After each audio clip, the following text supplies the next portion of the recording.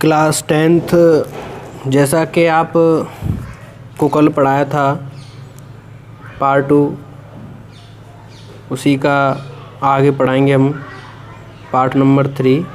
Part का नाम होगा भूमंडलीयकृत विश्व का बनना। इसमें कुछ महत्वपूर्ण तथ्य दे रखे हैं, उनको हम कुछ इस प्रकार से समझेंगे। वैश्वीकरण या भूमंडलीकृत विश्व की प्रक्रिया का अपना एक दीर्घकालिक इतिहास रहा है। प्राचीन काल से ही एक दूसरे के बीच यात्राएं, व्यापार, सांस्कृतिक आदान प्रदान होता रहा था। यहाँ तक कि विभिन्न बीमारियों का प्रसार भी एक स्थान के लोगों अथवा उनके जानवरों आदि के कारण हुआ। सिल्क मार्ग को ही सिल्क रूट कहा जाता है। इस मार्ग के चीन में बना सिल्क या रेशम दूसरे देशों में पहुंचता था। इस मार्ग ने व्यापार तथा धर्म व संस्कृति के प्रसार के माध्यम से विश्व को जोड़ने में अपना महत्वपूर्ण योगदान दिया।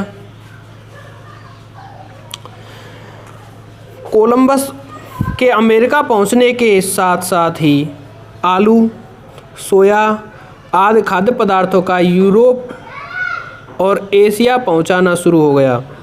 यूरोप और आयरलैंड ने जनजीवन पर आलू का सबसे अधिक प्रभाव हुआ।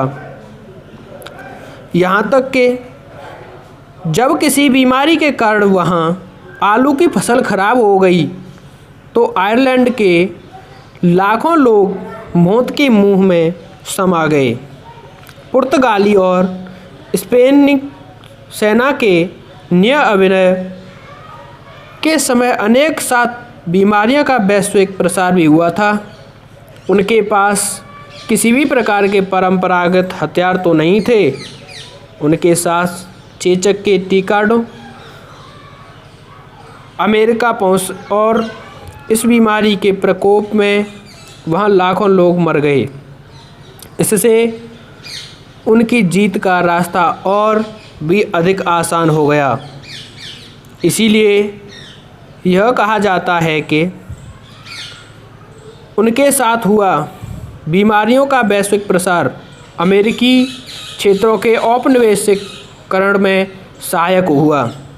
18वीं शताब्दी तक चीन और भारत संसार के सर्वाधिक धनी देश माने जाते थे। इसके बाद यूरोप विश्व व्यापार का केंद्र बन गया। अर्थशास्त्र ने अंतर्राष्ट्रीय आर्थिक विनिमय में 3 तरह का एक दूसरे संबंध गतियों का प्रवाहों का उल्लेख किया गया। इनका लोगों के जीवन पर विशेष प्रभाव पड़ा। इनमें पहला प्रभाव व्यापार का होता है, दूसरा प्रभाव श्रम का होता है और तीसरा प्रभाव पूंजी का होता है।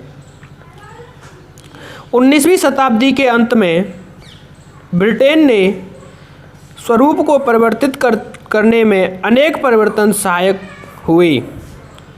साथ ही ब्रिटेन सरकार ने भी ब्रिटेन की आर्थिक स्थिति को सशक्त बनाने हेतु कई महत्वपूर्ण कदम उठाए।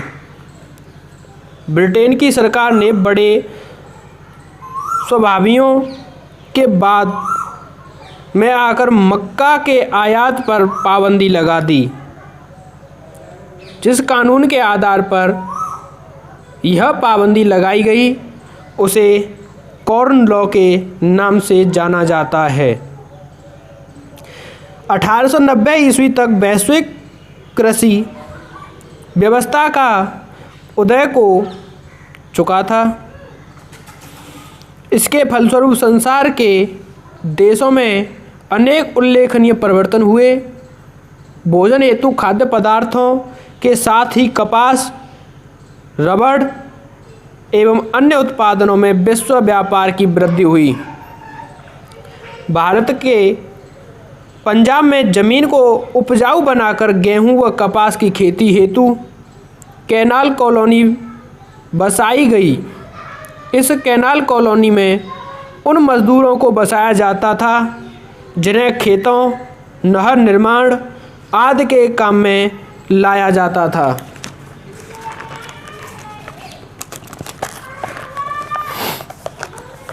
यूरोप के शक्तिशाली देश अफ्रीका के विशाल क्षेत्र और वहाँ के खनिज पदार्थों को लेकर वहाँ आकर्षित हुए। उन्होंने एक एक करके अफ्रीका के क्षेत्र पर कब्जा करना शुरू कर दिया।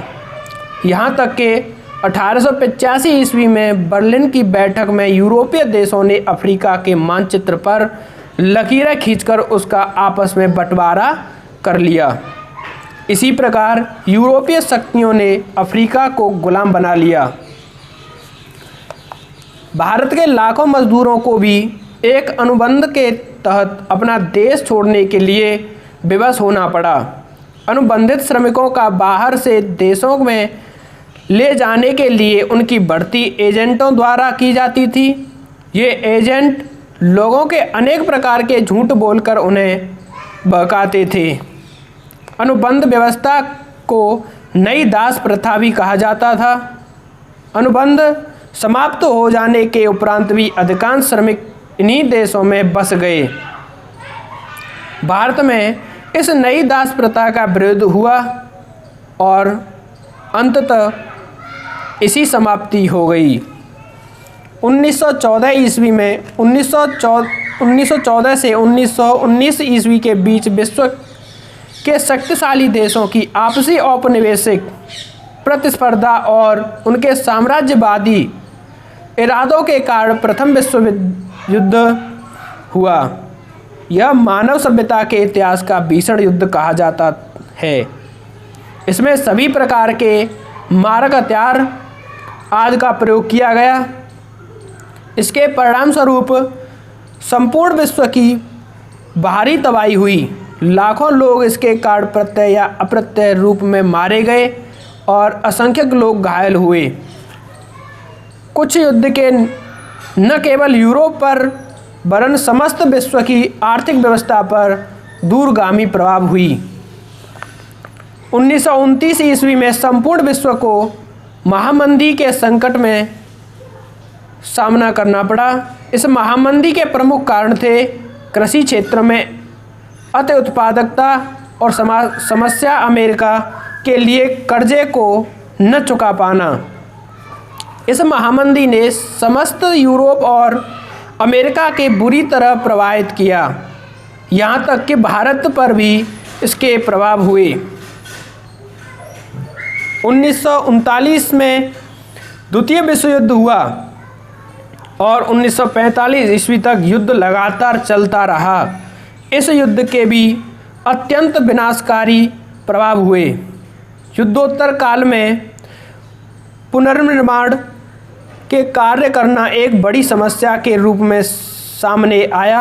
इस युद्ध के बाद विश्व में दो बड़ी शक्तियां अमेरिका और सोवियत संघ का उदय हुआ और संपूर्ण विश्व इन दोनों शक्तियों में खेमों में बंट गए। 1944 ईस्वी में अमेरिका स्थित न्यू एम्पायर के ब्रिटेन वुड्स नामक स्थान पर ब्रिटेन का वुड्स समझौता हुआ था। इसके साथ ही इन समझौतों के आधार पर विश्व की बड़ी शक्तियों की आर्थिक स्थितियों और आर्थिक के बेहतर बनाने हेतु विश्व बैंक IMF की स्थापना की गई। इन दोनों को ब्रिटेन वुड्स की जुड़वा संतानें भी कहा जाता था।